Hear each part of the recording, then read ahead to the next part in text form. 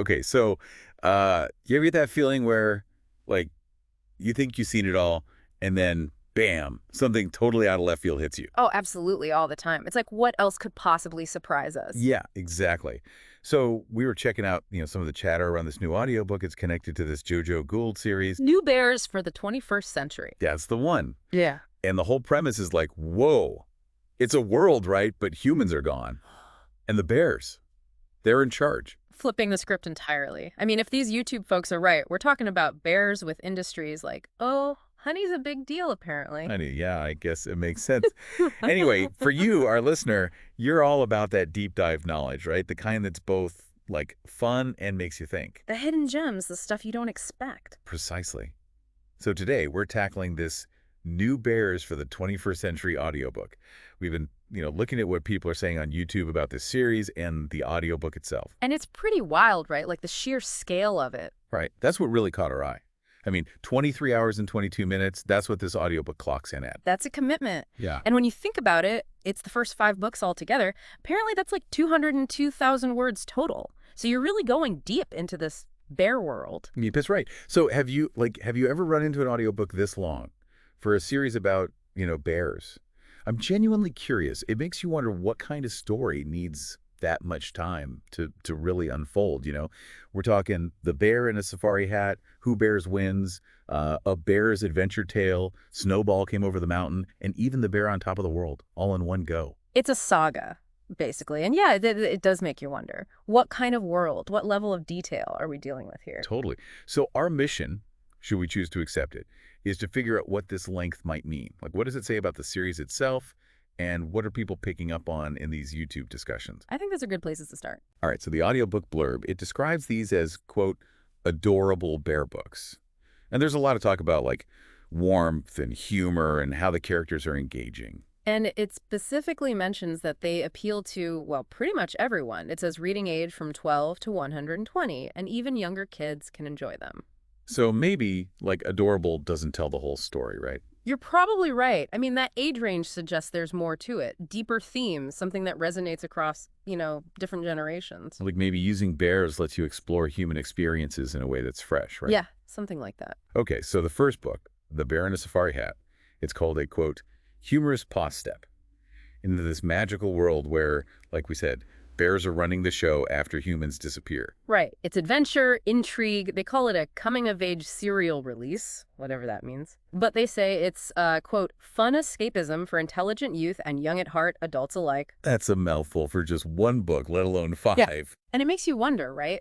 What kind of world needs that much time to be explained? How detailed is it? Exactly. So there's this one YouTube discussion we were looking at called Fun Escapism for the Young and Old Podcast. And they were getting into some surprisingly deep stuff, even in just the first book. Deep? How so? Well, they were talking about like a seemingly simple chapter, right? Okay. And somehow they ended up discussing productivity, motivation, even like the influence of music. And this is all with bears and bees. Bears, bees, the whole 9 yards. Specifically, they were talking about this character, Furley Amara. He runs this honey farm, very industrious. Okay, honey farm, I'm following. So his bees, they suddenly become incredibly productive, like way more than usual. Right. And the theory, at least according to this discussion, is that it's because of Furry's nephew, Brosnan. Another bear. Yep, Brosnan's this tropical bear who's come to live in Ireland with his uncle, and he loves playing the trumpet. So the bees are like jazz fans. It sounds crazy, but that's the idea. They think the bees are somehow captivated by the music, and it makes them work harder. Interesting. So in this bear world, music equals honey, I guess. Something like that. Yeah. And get this, Furry, he's described as a really sharp businessman. Yeah. So he sees what's happening and makes a deal with Brosnan. What kind of deal? Brosnan can take it easy during the week, but every Saturday, he's got to play for the bees. A smart bear. Right. And the discussion, it went even further. They were wondering if, like, the music maybe provides a rhythm or something, a harmony that actually helps the bees. Like a soundtrack to their work. Yeah, exactly. And then, of course, it gets more complicated. Other farms start noticing this honey boom, right? And then you have a journalist trying to figure out Furry's secrets. So it's not just one honey farm, it's a whole industry. Competitions, secrets, the whole bit. A whole bear honey economy. There's another YouTube discussion, Humor for All podcast, I think it was called, and they focused more on the the humor. They talked about Brosnan, the tropical bear, experiencing, culture shock in Ireland. Oh, I bet that's full of comedic potential. A The- tropical bear in Ireland. They mentioned bear interns, international honey contracts, even hints of some corporate sabotage going on. So it's not all just cute bears and honey then. Sounds like it's a lot more layered than you might expect, especially for a series that's supposed to be for readers as young as 12. He talked about this one scene, it's hilarious apparently. Brosnan's exhausted from working early, right? And he accidentally falls into this huge vat of honey. Oh, no. And of course, at that exact moment, this delegation of important business bears from Argentina arrives. Yeah. They're there to finalize this major honey deal. Talk about bad timing. A honey-soaked first impression, for sure. But here's the kicker. Brosnan ends up saving the day, kind of by accident. See, the Argentinian bears, they love jazz. Of course they do. And Brosnan, he just starts playing his trumpet, impromptu performance. And it somehow smooths things over. The honey incident is forgotten. Music really is the universal language, even for bears. Right. This International Honey Intrigue podcast, they really got into Furry's leadership style. He's got this mix of, old school methods, handwritten notes, bees as messengers, alongside this modern honey factory. A bear of contrasts. Definitely. Oh. Demanding but fair. That's how they described him. Someone who really cares about his team. And there's this accountant, Bear, Chewy, who keeps track of every single drop of honey. Every drop. That's dedication. He even has a degree in honey resource management. So they've really thought this through, this whole bear economy thing. Sounds like it. And then there's the whole cultural clash angle, which the International Honey Intrigue podcast folks were really into.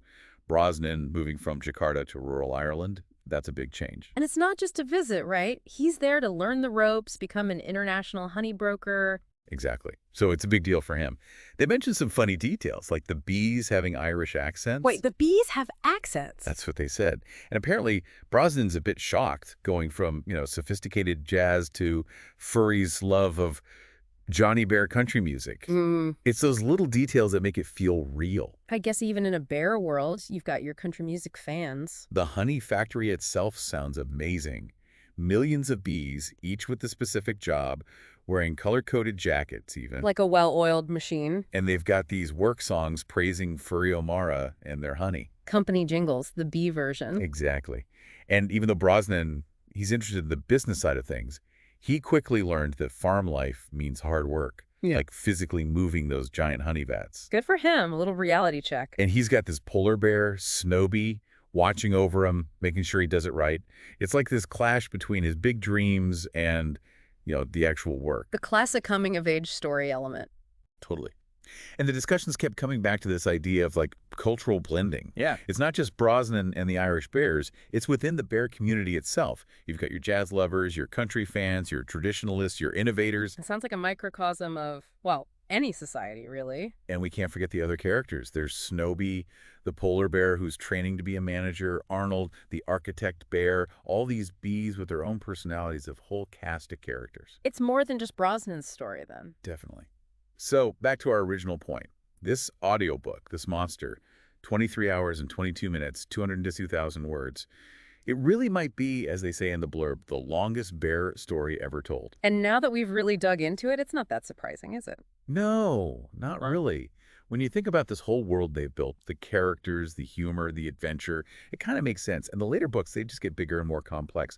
Like Who Bears Wins involves this underground honey lake, a cursed bridge, a brave little bee, a stolen diamond, even an ice hockey match between polar bears and pandas. They're really branching out. Then there's A Bear's Adventure Tale, which takes place in Scotland.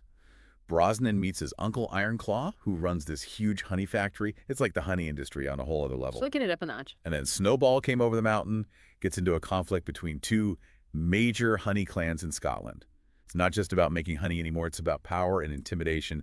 They even mention a final bittersweet showdown. So things get serious. Definitely. And finally, there's The Bear on Top of the World, where Brosnan and his bee buddy end up in Arctic Norway.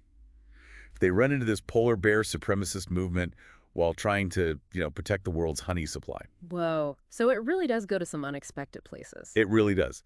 So this bear story, this audiobook, it's epic.